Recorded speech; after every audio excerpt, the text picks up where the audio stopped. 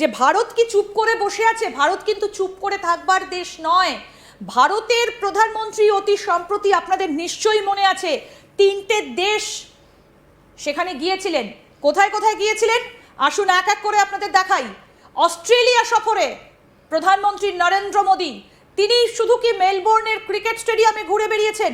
নিশ্চয়ই নয়, এখানে অনেকটা অর্থবহ একটা তাৎপর্য রয়েছে।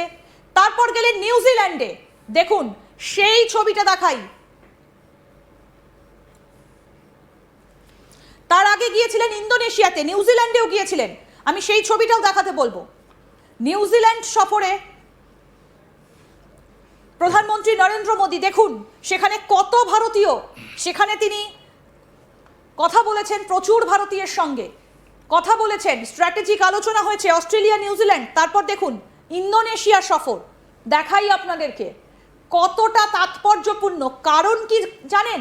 কারণ ইন্দো প্যাসিফিক অঞ্চলে অত্যন্ত গুরুত্বপূর্ণ জায়গায় অবস্থিত অস্ট্রেলিয়া, নিউজিল্যান্ড এবং ইন্দোনেশিয়া এমন একটা জায়গাতে রয়েছে, সেটা হচ্ছে পৃথিবীর অন্যতম একটা ব্যস্ত রুট।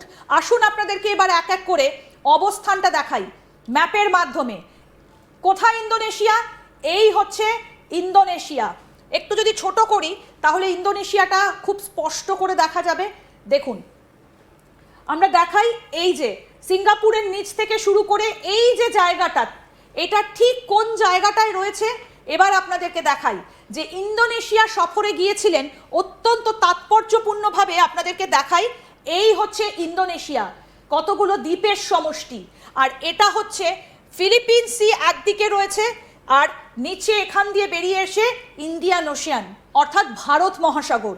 ইন্দোনেশিয়া হচ্ছে এই মুহূর্তে দাঁড়িয়ে ঠিক ভারত মহাসাগরের ওপরে অবস্থিত এমন একটা দেশ, যেটা কিন্তু ভীষণভাবে বলা যেতে পারে একটা গুরুত্বপূর্ণ জায়গাতে রয়েছে। তারপরে আমরা আসি অস্ট্রেলিয়াতে। অস্ট্রেলিয়া কোথায়? এই যে ঠিক তার নিচে অস্ট্রেলিয়া, এও কিন্তু এই যে ইন্ডিয়ান ওশিয়ান এবং এপাশে রয়েছে প্যাসিফিক, অর্থাৎ ইন্দো প্যাসিফিক জোনের মধ্যে অবস্থিত একটা অত্যন্ত গুরুত্বপূর্ণ জায়গা। এরপরে এই হচ্ছে নিউজিল্যান্ড, দেখুন এই যে এখানে প্যাসিফিক ওশান আর এখানে হচ্ছে ইন্ডিয়ান ওশান, অর্থাৎ একদিকে ভারত মহাসাগর, অন্যদিকে প্রশান্ত মহাসাগর। এটা হচ্ছে পুরো ইন্দো প্যাসিফিক জোন। আর তার মধ্যে অবস্থিত এই যে দুটো দেশ, নিউজিল্যান্ড, অস্ট্রেলিয়া, আর ওপরের দিকে অবস্থিত একটা ব্যস্ততম রুট হচ্ছে ইন্দোনেশিয়া। প্রধানমন্ত্রী নরেন্দ্র মোদী তিনি গিয়েছিলেন। স্যার তাহলে এবার খুব গুরুত্বপূর্ণ প্রশ্ন, তাহলে কি এই চীনের বাড়াবাড়ি রুখতেই তিনি এই দেশগুলো পরিভ্রমণে গেলেন? অ্যাবসলিউটলি। আমাদের দেখুন এই যে পার্ল, স্ট্রিং অফ পার্ল, আপনি যেটা বললেন, কথাটা বললেন, যা সব জায়গায় ওরা করছে, ওর জায়গার আমরা 2-3টে ইনিশিয়েটিভ, আমরা বলছি ডায়মন্ড। আমাদের ও ডায়মন্ড নেকলেস আছে, তার মানে পার্ল থেকে আপনি মতি, ওটা আমরা বলি। ওর থেকে বড় আমরা ডায়মন্ড আমরা স্ট্র্যাটেজি বানিয়েছি, ওটা আমরা বলি ডাবল ফিশ ডাবল হুক, ওটা বানিয়েছি।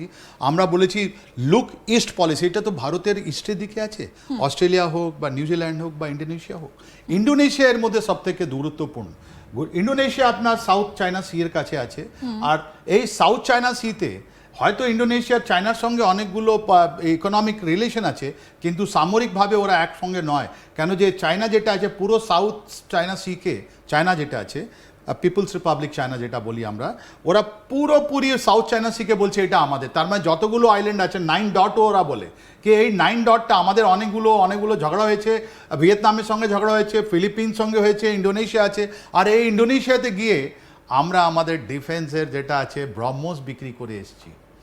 আমাদের ডিফেন্স জিনিস ওখানে গেছে ইন্দোনেশিয়াতে, আর এখানে আমেরিকান ঘাঁটি তো আছেই, সঙ্গে সঙ্গে আমাদেরও জিনিস ওখানে যাচ্ছে যখন, তাহলে আপনি বুঝতে পারেন আমাদের সামরিকভাবে আমরা কত শক্ত হয়ে গেছি, আমরা কত গর্বিত আছি। তাহলে এই ইন্দোনেশিয়াতে যখন আপনার একটা ব্রহ্মোস মিসাইল আছে, আর মালাক্কা স্ট্রেট যেটা 2.5 কিলোমিটার,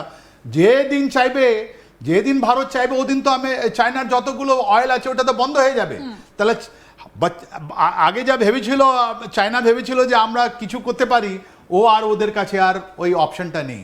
আমাদের সঙ্গে বাবা পাঙ্গা নিও না, জমি যেটা আপনার প্রবলেমগুলো আছে এটা বসে সর্ট আউট করে দেবো। ওটা মাটি তো তোমার নয়, তিব্বত অটোনমাস রিজন তোমার নয়, জিনজিয়াং তোমার নয়, তুমি নিজে ইউএনএ তোমাদের 1971 পর্যন্ত তোমাদের যে পিআরসি বলছি ওদেরকে রেকগনিশন করা হয়নি, তাহলে চায়না এখন ছটপট করে, আপনি তাই জন্য বললেন বাংলাদেশকে ছাড়ছে না, আর বাংলাদেশ বলছে কি আমি যে একটা মডার্ন একটা আমার ডিফেন্স ফোর্স বানাও বাবা, তোমার একটা সোভরেন কান্ট্রি, আমরাও চাই তোমরা একটা ভালো বানাও, কিন্তু এই মিসাইল সিস্টেম, এই drone system, anti drone system, electronic warfare, আর ওদের যে মংলা পটের কথা যে আমি হিন্ট দিচ্ছিলাম আপনাকে, কি মংলা পোর্ট যেটা ডেভেলপ করছে এই আপনার চায়না বাংলাদেশের মধ্যে, কেন?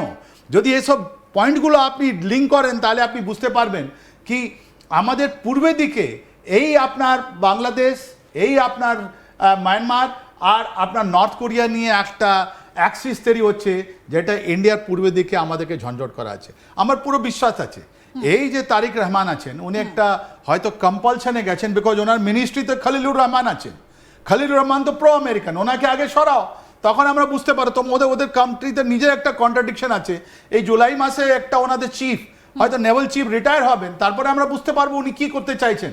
আমাদের বাংলাদেশ সঙ্গে ভালো রিলেশন আছে, বাংলাদেশ মানুষকে আমরা ভালোবাসি, তাই জন্য আমরা বলছি ওরা এসবতে গ্রেট গেমে না পড়ে, মানে ওদের পায়ে না দিয়ে, ওদের চক্রতে পা না দিয়ে, ওরা যদি নিজে বিকাশের পথে যায়, যদি ডেভেলপমেন্ট যায়, কোঅপারেশন যায়, যদি বাংলাদেশ মানুষের যদি আর্থিকভাবে যদি ভালো হয়, তা আমরা তো খুশি থাকবো কি আমাদের যে পাশে লোক আছে ওর জিডিপি আমাদের থেকে বেশি। এইটাই তো হয়েছিল শেখ হাসিনা ওয়াজির টাইমে, ওদের টেক্সটাইল ইন্ডাস্ট্রি, ওদের শিপিং ইন্ডাস্ট্রি, ওদের ফার্মাসিউটিক্যাল সব তো তুঙ্গে ছিল, ওদের জিডিপি আমাদের থেকে বেশি ছিল, রাইট?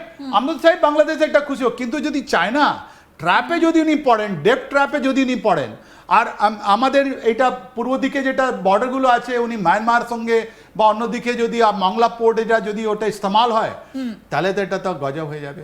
আর আজকে দিনে একটা আরও ভয়ঙ্কর কথা আপনাকে বলে দিই, চায়না আমেরিকাকে আর্টিফিশিয়াল ইন্টেলিজেন্সে হারিয়ে দিয়েছে। ওদের যে ভোল্ট টাইফোন হোক বা সাল্ট টাইফোন করে একটা এআই জেনারেটেড এরকম জিনিস ওরা আমেরিকান একটা ক্রিটিক্যাল ইন্ডাস্ট্রিতে ঢেলে দিয়েছে, আমেরিকাও জানে না কি করে ওর থেকে বাইরে আসবে। তার মানে আজকে যা কিছু জিনিস হচ্ছে আপনার আমেরিকার মধ্যে, ও সবগুলো চায়না জানতে পেরেছে। তাই জন্যে এই যে আমেরিকান যত $1 বিলিয়ন অফ ইনভেস্টমেন্ট ছিল আপনার স্টিল টেকনোলজিতে, যেটা আপনি র্যাডারে ক্যাপচার হবে না, ওই টেকনোলজিটা আজকে ধ্বংস হয়ে গেছে। এখন হিট সিকিং যখন লাগানো হচ্ছে রাডার, ওর মধ্যে শেষ। ইন্ডিয়া প্রস্তুতি নিচ্ছে, আপনাকে বলি একদম। আমি এখানে স্যার একটা জায়গাতে একটু আসবো, যে একটা কোয়াড বলে যে সংগঠনটা ছিল, জাপান, ইন্ডিয়া, অস্ট্রেলিয়া এবং আমেরিকা, এই যে কোয়াড, কিন্তু সেই কোয়াডে কোথাও গিয়ে এই যুদ্ধ বা সামরিক সরঞ্জাম এইগুলোর কিন্তু কোথাও একটা ছিল না। তাই কি কোথাও একটা ভারতকে বা নতুন করে এই লুকিস্ট পলিসি নিয়ে ভাবতে হচ্ছে কোয়াডটা কোনো কার্যকরী ছিল না বলে? লাস্ট 15 ডেজ আপনি ইনসিডেন্টগুলো দেখুন তো, এই কোয়াডে 4টে কান্ট্রি নাম বলেন, ভারত নিয়ে 4টে, ওর মধ্যে অস্ট্রেলিয়া, জাপান অ্যান্ড আমেরিকা আছে, এইটাই তো। জাপানিজ প্রাইম মিনিস্টার ভিজিট করেছেন কি না বলুন তো ইন্ডিয়াতে? করেছেন, উনি এসছেন আমাদের কাছে, ফ্রি ট্রেড অ্যাগ্রিমেন্ট হয়েছে, ওনার সঙ্গে ডিফেন্স চুক্তি হয়েছে, এর থেকে ভালো রিলেশনশিপ কি হবে আপনি বলুন কাইন্ডলি?